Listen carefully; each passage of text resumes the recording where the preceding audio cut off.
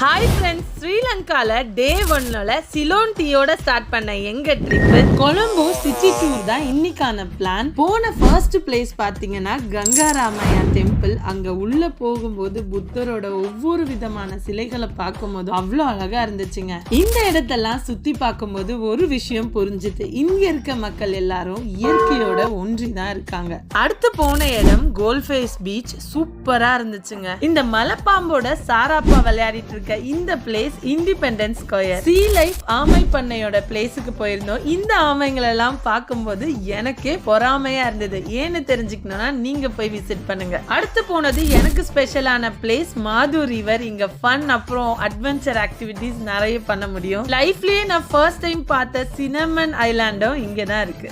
Touch ஆர்கிடெக்சரை explore பண்ணணும்னு நினைச்சீங்கன்னா கோல்க்கு போய் எக்ஸ்பீரியன்ஸ் பண்ணுங்க. எங்களோட நெக்ஸ்ட் பிளேஸ் மெரிசா. நாங்க ரெஸ்ட் எடுத்துட்டு நெக்ஸ்ட் வீடியோல பாக்குறோம். பாய்.